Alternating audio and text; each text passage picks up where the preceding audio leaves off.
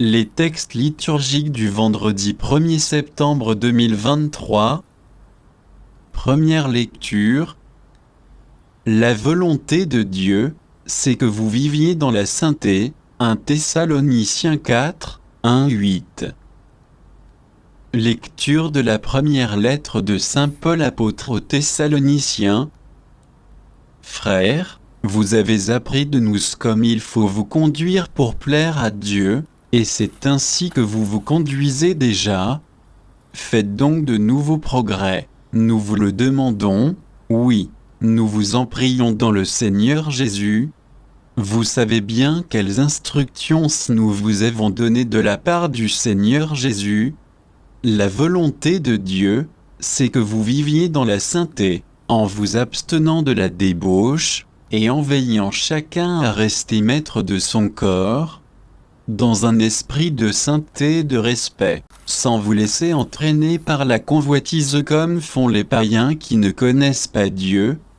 Dans ce domaine, il ne faut pas agir au détriment de son frère ni lui causer du tort, car de tout cela le Seigneur fait justice, comme nous vous l'avons déjà dit et attesté. En effet, Dieu nous a appelés, non pas pour que nous restions dans l'impureté, mais pour que nous vivions dans la sainteté. Ainsi donc celui qui rejette mes instructions, ce n'est pas un homme qui les rejette, c'est Dieu lui-même, lui qui vous donne son Esprit Saint. Parole du Seigneur.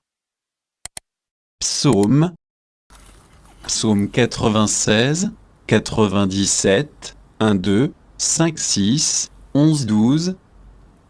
Le Seigneur est roi, exulte la terre, joie pour les îles sans nombre, ténèbres et nuées l'entourent, justice et droit sont l'appui de son trône.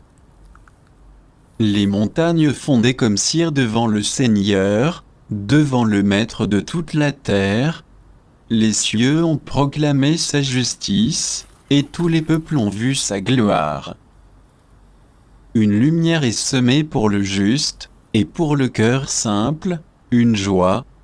Que le Seigneur soit votre joie, homme juste, rendez grâce en rappelant son nom très saint. Évangile. Voici l'époux, sortez à sa rencontre. Matthieu 25, 1-13.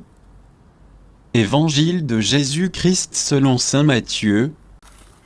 En ce temps-là, Jésus disait à ses disciples cette parabole, « Le royaume des cieux sera comparable à 10 jeunes filles invitées à des noces, qui prirent leurs lampes pour sortir à la rencontre de l'époux.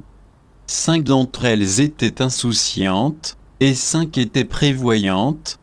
Les insouciantes avaient pris leurs lampes sans emporter d'huile, tandis que les prévoyantes avaient pris, avec leurs lampes, des flacons d'huile.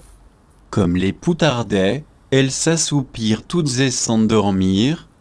Au milieu de la nuit, il y eut un cri, « Voici l'époux, sortez à sa rencontre !» Alors toutes ces jeunes filles se réveillèrent et se mirent à préparer leurs lampes. Les insouciantes demandèrent aux prévoyantes, « Donnez-nous de votre huile, car nos lampes s'éteignent. » Les prévoyantes leur répondirent, « Jamais cela ne suffira pour nous et pour vous, allez plutôt chez les marchands vous en acheter. » Pendant qu'elles allaient en acheter, l'époux arriva. Celles qui étaient prêtes entrèrent avec lui dans la salle des noces, et la porte fut fermée. Plus tard, les autres jeunes filles arrivèrent à leur tour et dirent, « Seigneur, Seigneur, ouvre-nous. » Il leur répondit, « Amen, je vous le dis, je ne vous connais pas. Veillez donc, car vous ne savez ni le jour ni l'heure. » Acclamons la parole de Dieu.